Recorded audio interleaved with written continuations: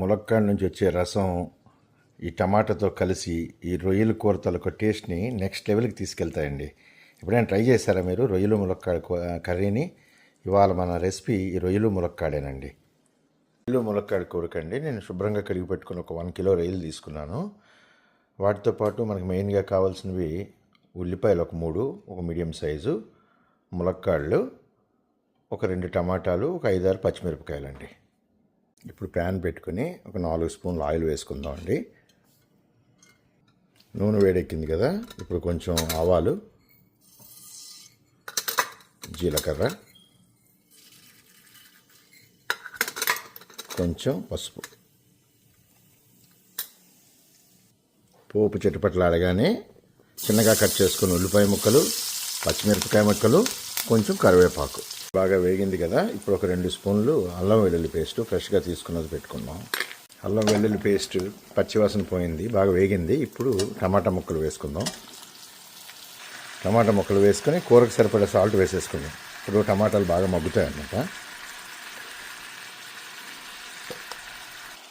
Salt వేసుకున్నాక బాగా ఒకసారి కలుపుకొని ఈ ఉల్లిపాయలు, అల్లం వెల్లుల్లి పేస్ట్ ఇవన్నీ బాగా కలిసినట్టు కలుపుకున్న తర్వాత చక్కగా మూత పెట్టుకొని కాసేపు ఈ టమాటాని మగ్గనిద్దాం. మగ్గిపోయాయి కదా, ఇప్పుడు శుభ్రం చేసి కడిగి పెట్టుకున్న రొయ్యలు వేసేసుకుందాం. రొయ్యలు వేసుకున్న వెంటనే మీ కారానికి తగినంత కారం వేసుకోండి, చూసి వేసుకోండి. ఇందాక మనం ఒక 5-6 పచ్చిమిరపకాయలు కూడా వేసుకున్నాం కదా, అందుకని నేను ఒక 3 స్పూన్ల దాకా వేస్తున్నాను. మీరు ఎక్కువ కారం తింటే కొంచెం ఎక్కువ వేసుకోండి. వేసుకున్నాక శుభ్రంగా కలిపి పెట్టుకోండి. ఇలా శుభ్రంగా కలుపుకున్నాక కాసేపు మూత పెట్టి ఈ రొయ్యల్ని ఉడకనిద్దామండి. చూసారా, ఈ వాటర్ అంతా రొయ్యల్లోంచి వచ్చిన వాటరే, నేను అసలు ఏం బయట నుంచి వేయలేదు. రొయ్యలు ఉడుకుతున్నాయి కదండి, ఇప్పుడు మనం ములక్కాయలు వేసుకుందాం.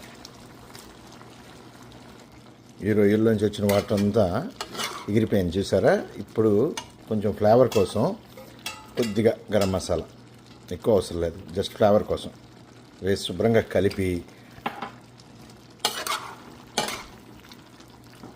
ఇప్పుడు ఫ్రెష్గా ముక్కలు ములిగే వరకు వాటర్ వేసుకుందాం. వేసుకొని ఇంకొక 10 నిమిషాలు అవనిస్తే కూర అయిపోయినట్టే. చూసారండి, అయిపోయింది. నూనె తేలిపోయింది, ములక్కాళ్ళు ఉడికిపోయినాయి, రొయ్యలు కూడా ఉడికిపోయినాయి, చక్కగా ఉప్పు కారాలన్నీ బాగా సరిపోయినాయి. చూసారు ఎంత సింపుల్గా తయారు చేసుకోవచ్చు ఈ రొయ్యలు ములక్కాడ కూరని.